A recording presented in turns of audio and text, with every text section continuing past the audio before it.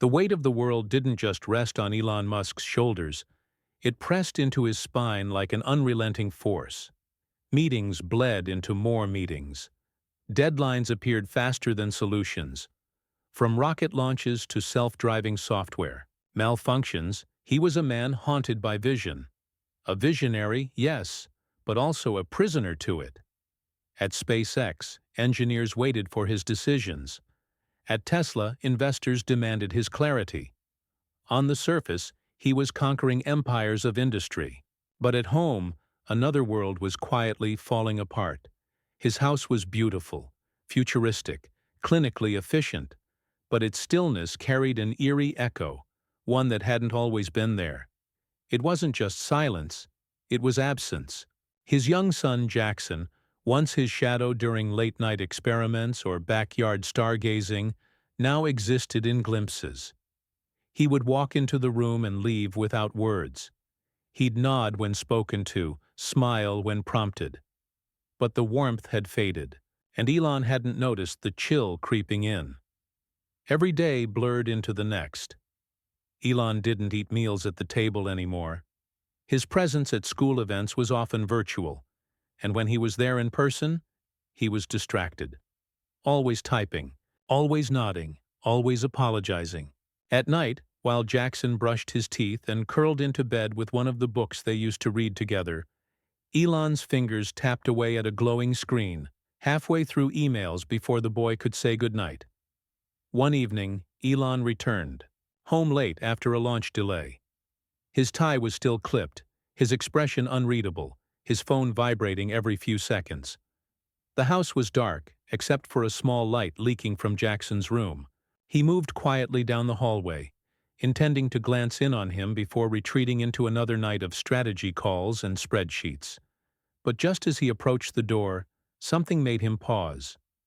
He heard a voice. Small, soft, and steady. Jackson was praying. Elon froze. It was the kind of moment that peeled away everything. The genius, the global attention, the ambitions carved into the future. He was just a father now. A father who hadn't realized how little he'd been truly present. Jackson's words weren't loud, but they carried weight. Elon leaned closer, just enough to catch them. He wasn't praying for toys or games or good grades. He was praying for his dad. He prayed that his father would spend more time with him, that he would stop staying up so late, that maybe they could have dinner together like they used to. He prayed that his dad would remember he was still a kid who needed hugs, stories, and someone who looked him in the eye instead of over a phone. And then came the final words. Simple, innocent, devastating. He prayed that his father would remember how to love him the way he used to. Elon stood in the hallway, frozen. His phone buzzed again, vibrating against his palm. But this time, he didn't look. The hallway light above him flickered softly, casting long shadows. One of them was his own, tall and motionless, no longer chasing time or fortune. Inside the room, Jackson pulled the covers tighter around his small frame. Elon didn't step inside. He didn't speak. But something inside him cracked open, and he knew this night would not end the same way as all the others. Elon stayed in that hallway longer than he intended, long after Jackson had stopped speaking, and the quiet hum of the night reclaimed the air. Something in him refused to move. Not because he didn't want to, but because stepping forward meant confronting everything he had been avoiding for years. And stepping away would mean walking back into the same patterns, the same blindness. The hallway felt longer than any rocket launch, more terrifying than any engineering risk. Eventually, he turned away, his movements deliberate and uncertain. He didn't go back to his office. He didn't check his phone, even as it buzzed again, more impatient now. For the first time in years, he walked past it all, past the workbench, past the charging laptop, past the stack of notes that were once his scripture. He sat alone in the dim kitchen, elbows on the counter, head in his hands. It wasn't guilt. It was grief. Grief for moments he had missed without realizing they were slipping away. Grief for the bedtime stories unsaid, the little league games, left with empty seats, the paintings on the fridge he never truly noticed. His success had been built on the back of obsession, but that obsession had come at a cost. In that silence, he saw the signs. Jackson growing quieter, his laughter fading, the way he now waited before speaking, unsure if his voice would interrupt something more important. It wasn't that Elon didn't love his son. It was that he had convinced himself love could wait, that his empire building was for Jackson's future, never pausing to ask what Jackson needed in the present. The next morning came with golden light cutting through the window blinds. Elon hadn't moved from the kitchen chair. The house began to stir, the way all homes do when a child begins to wake up. Tiny footsteps padded across the hallway above. Cabinets opened, water ran, cereal poured into a bowl. Elon didn't interfere. He just listened. Eventually, Jackson entered the kitchen, dressed in his school uniform, his backpack slightly crooked. He glanced at his father with the kind of hesitant look children wear when they expect nothing more than a distracted nod. But instead, he found his father looking right at him. No phone, no screen, no absent-minded glance. Just eyes full of something that hadn't been there in a long time. Elon wanted to speak, to say something wise or meaningful, to explain the ache in his chest. But the words didn't come. Jackson sat down, wordless too. They ate in silence, not the cold kind, but the kind full of unsaid things, of hope pushing its way through quiet. When Jackson left for school, Elon stood at the doorway a little longer than usual, watching him walk down the path, his small frame, his lunchbox swinging, his shoulders carrying more than a child's should. Elon realized then, he hadn't just heard a prayer the night before. He had been handed a mirror, one that showed him not just what he had become, but what he had forgotten. Back inside, he sat in his office surrounded by blueprints, graphs, and endless future projections. His finger hovered over the keyboard, but he couldn't bring himself to type. His mind replayed the prayer in fragments, looping each word like a melody he didn't know he'd needed to hear. That day, he canceled 2 meetings, ignored 10 emails, rescheduled an entire week of travel. His assistant was confused. Investors would likely be furious. But for once, that didn't matter, because there was something more fragile than business on the line, something small and soft and human, a voice in the night that had asked for nothing but a father. Elon sat by the large bay window in the living room later that afternoon, his eyes fixed not on a screen, but on the narrow trail of clouds that drifted lazily across the sky. It was the first time in months, maybe years, that he'd allowed himself to simply sit. No pressure to solve humanity's problems, no frantic calculations, no mental calendar ticking in the back of his mind. Just silence, sunlight, and the sound of life outside a house that had too often felt like a museum of absence. The world outside went on without his interference. Birds chirped, leaves rustled. A neighbor's dog barked in the distance. None of it was remarkable, and yet it felt unfamiliar, as if he were tuning into a frequency he had long forgotten. For the first time, he wasn't orchestrating the future. He was finally catching up with the present. His thoughts circled back to Jackson's prayer. The purity of it, the pain hidden inside such simplicity.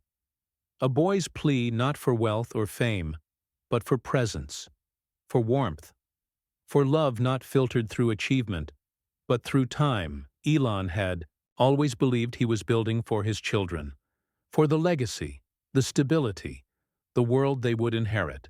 But now he saw how misguided that belief had been when not balanced with being truly there.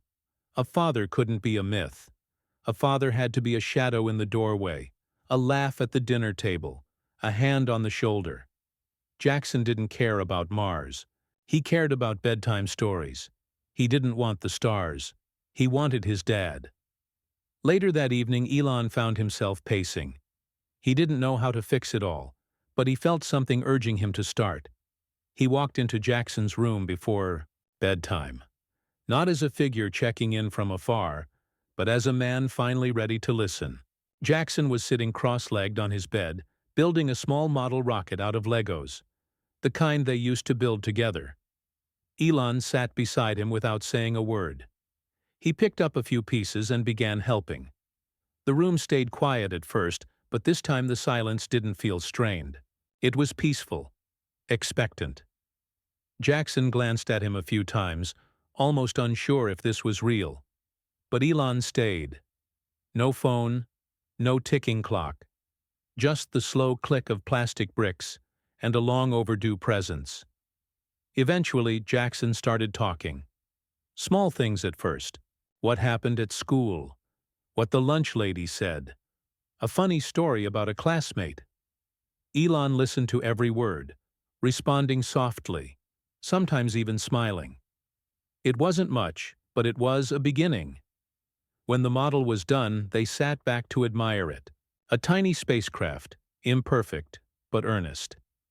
Elon saw more in it than just blocks. It was a symbol of something broken being rebuilt, piece by piece. Jackson climbed into bed without hesitation. Elon tucked him in gently, then paused. He watched. The boy's eyes closed slowly. His breathing began to steady. And then, just before slipping into sleep, Jackson whispered a sentence that twisted everything inside Elon into something raw and real. "Thanks for being here, Dad." Elon sat in the dark for a long time after.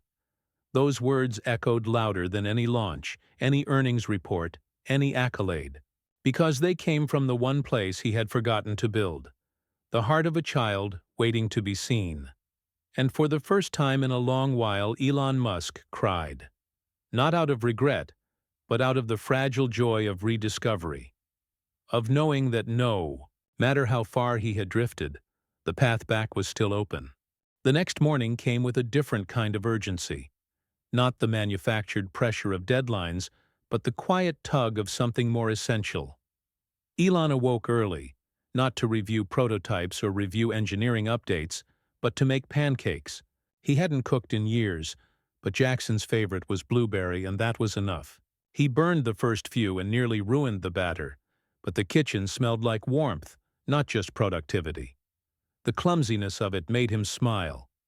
There was something comforting about getting it wrong and trying anyway. When Jackson walked in, still rubbing sleep from his eyes, he paused at the kitchen doorway, unsure of what he was looking at. His father in an apron, holding a spatula with batter on his wrist, wasn't a sight he was used to. But Elon just grinned, sheepish and proud, and handed him a plate like it was the most natural thing in the world. That morning they ate together without rush. No screens, no distractions, just syrup and laughter and soft conversation. It was the kind of moment Elon would have considered unproductive in his old mindset, an inefficient use of time. But now it felt sacred. It felt like rebuilding. And he knew instinctively, this was the kind of moment Jackson would remember, long after rockets stopped launching. But the real test came when he returned to work later that day. The offices buzzed with usual intensity. His assistant handed him a tablet loaded with urgent messages. There were crises to solve, deals to confirm, numbers that refused to sit still. The corporate machinery hadn't stopped during his brief emotional detour, and now it roared for his attention. Elon sat down, opened the first report, and stared at it. The words blurred. His mind wandered back to Jackson's voice, soft, faithful, asking for a little more time. He closed the file, then the second, then all of them. He leaned back in his chair and realized something unthinkable a week ago. Maybe some battles didn't need to be fought today. Maybe some could wait. He walked to the glass wall of his office and looked out across the Tesla campus. So much of his life had been spent in rooms like this, designing the future while the present quietly passed by outside the window. He thought of other fathers like him, men who chased greatness, convinced that love could be deferred. That legacy would somehow patch the holes in their absence. He knew now that it couldn't. Later that afternoon, He held a meeting, not with the engineers or shareholders, but with his executive team. He told them he would be taking 2 days off a week, non-negotiable. No late-night calls, unless rockets were literally falling from the sky. At first the room was silent, then someone asked how that would affect output. Elon just smiled and said, "Not as much as losing a son who doesn't know his father." The words felt heavy as they left his mouth, but freeing too. He wasn't abandoning his mission, he was recalibrating it. If he could design self-driving cars, why couldn't he design a better life? One where innovation didn't cost intimacy. One where you didn't have to choose between shaping the future and being a part of your child's present. That evening, Elon picked Jackson up from school himself. No driver, no assistant, just a dad waiting by the gate. Jackson's eyes widened in surprise, then lit up in joy. They drove home with the windows down, music playing, and the wind tugging at their hair. For once, it didn't matter what came next. Because in that moment, Elon wasn't building rockets, he was building a relationship. The transformation didn't happen overnight. It unfolded slowly, like dawn creeping over the edge of a distant planet. Elon had spent a lifetime mastering systems, perfecting code, and shaping the impossible. But this was different. This was personal. Building back a connection with his son couldn't be outsourced, couldn't be fast-tracked. It required presence, attention, vulnerability, and most of all, consistency. Jackson was cautious at first. Children know the difference between a moment and a movement. He watched his father carefully, uncertain whether this new warmth was a passing phase or something he could finally count on. But Elon kept showing up, in little ways. Sometimes it was as simple as turning off his phone during dinner. Other times it meant showing up to school early just to walk Jackson home. Each act, though small in scale, held the weight of something monumental. Their home, once sterile and silent, began to breathe again. The walls echoed with laughter, footsteps, late-night questions about stars and planets, just like they used to. Jackson started leaving his drawings on Elon's desk again. And Elon didn't just glance at them. He asked questions, praised the details, and pinned them up as if they were blueprints for a new invention. In a way, they were. One evening, while cleaning out a drawer in his office, Elon stumbled across an old notebook. Inside were sketches of early Tesla concepts, scribbled ideas for Mars colonies, and scattered among them, doodles from Jackson when he was barely 5 years old. Rockets with smiling faces, cars with wings, a stick-figure dad holding hands, with a stick-figure son under a sky full of stars. Elon sat back, the paper trembling slightly in his hands. This, he realized, had always been the true mission. Not just to advance humanity, but to preserve the parts of it that mattered most. He could revolutionize space travel, but what good was reaching Mars if he lost the only voice that called him Dad along the way? Later that night, Jackson asked if they could go stargazing like they used to. Elon didn't hesitate. He packed a blanket, 2 thermoses of hot cocoa, and drove them to a quiet hill just outside the city. The stars were scattered like diamonds across a velvet sky, untouched by skyscrapers or streetlights. They lay side by side on the blanket, pointing out constellations, imagining what it would be like to visit each one. But for the first time, Elon wasn't thinking about building the rockets to get there. He was thinking about the moment, about his son's voice, excited and full of wonder, about how much he had missed, about how lucky he was to still have a chance to make it right. As they lay in silence, Jackson spoke up, his voice soft against the night air. "Do you think God heard my prayer?" Elon turned to him, eyes misting under the stars. He nodded slowly. "I think he did, and I think I did too." The sky stretched endlessly above them, filled with possibility. But for Elon Musk, it no longer represented an escape or a conquest. It was a reminder of how vast love could be, of how easily it could be forgotten, and how powerful it could be when remembered. In the weeks that followed, everything in Elon's world subtly shifted. The meetings still happened, the launches continued, and deadlines didn't vanish. But his priorities began to orbit something new. Instead of centering his days around business strategy, he began anchoring them in moments that could never be replicated. Moments with Jackson. His team adapted. At first, there were murmurs, quiet questions about whether their leader was losing his edge, but soon they realized something unexpected. Elon was more focused than ever, not manic or overextended, but present, balanced. For a man who had spent years flying at Mach speed, this new pace gave him clarity. He began speaking less but saying more, listening deeper, making decisions rooted not just in numbers, but in meaning. And Jackson changed too. His shoulders, once weighed down by quiet sadness, lifted. He began smiling more freely, talking more openly. The house became his again. He filled it with music, with toys, with stories from school. He asked questions, challenged ideas, pulled his father into conversations that had nothing to do with innovation, and everything to do with connection. One Saturday afternoon, Elon took Jackson to the Tesla Design Lab, not as a visitor, but as a companion. He showed him prototypes, asked for his opinions, even let him sketch on a digital board. Jackson's drawings were wild and colorful, full of imagination, unrestrained by practicality. A car that ran on laughter, a rocket that played music when it launched. Elon didn't correct him. He just smiled and said, "Let's keep that one." And that became their thing.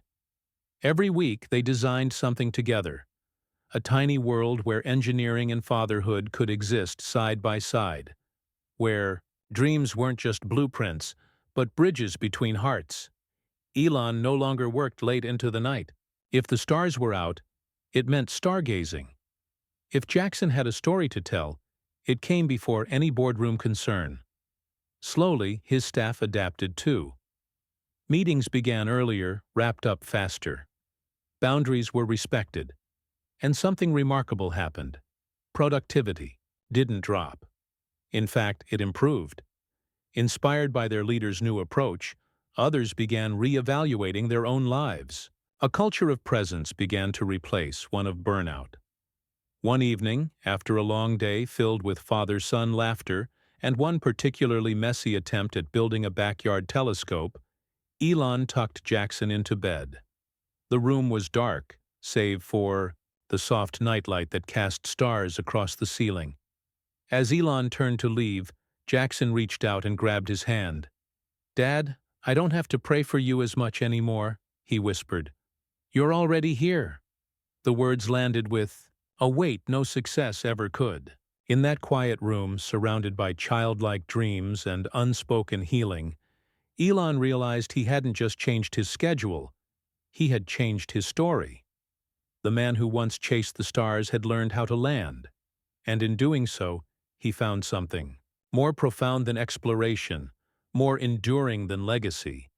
He found his way back to the one place he'd almost forgotten how to reach. Home. Months passed, and Elon Musk's world no longer moved at the relentless pace it once had.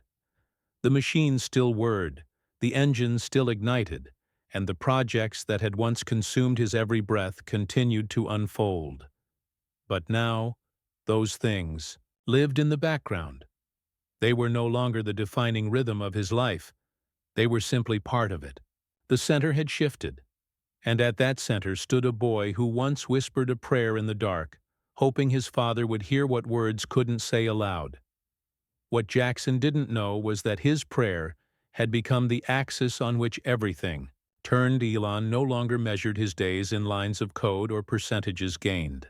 Now his most meaningful victories came in the form of small, sacred rituals. Morning pancakes, evenings spent chasing fireflies in the backyard, shared silences at the dinner table that felt full, not empty. These weren't distractions from his mission. They were the mission. the one that mattered most. People began to notice the change, not just within his family, but in how he moved through the world. Journalists wrote about a calmer Musk. Colleagues described him as more thoughtful. Fans speculated about what had caused the shift, but Elon never addressed it publicly. Not once. Because some transformations aren't meant for headlines. They're meant for bedrooms filled with whispered prayers, for moments no camera will ever see. On one particularly quiet evening, Jackson was in the garage, fiddling with a homemade robot, while Elon watched from a few feet away. He didn't interrupt. He just observed, his hands resting idly in his lap. He marveled not at the robot, but at the boy, focused, curious, alive with wonder. And in that moment, Elon saw himself. Not the man he was, but the child he used to be, the boy who once dreamed of the stars. Only now, the stars were not distant goals. They were here, in front of him. In the laughter they shared, the hugs exchanged, the understanding built slowly through time. He had once sought to change the course of civilization, and perhaps he still would. But now, he understood something deeper. The future didn't need to be conquered. It needed to be cared for. Jackson eventually looked up and smiled. Elon smiled back, not with pride, but with gratitude. Because the boy hadn't just prayed for his father to come back, he had waited for him. Patiently, faithfully, and in doing so had taught Elon the most profound lesson of his life. That love doesn't demand perfection. It asks for presence. That legacy isn't what you leave behind. It's what you build while you're still here. And that sometimes the most extraordinary journey a man can take isn't to Mars or beyond. It's the one that brings him back home.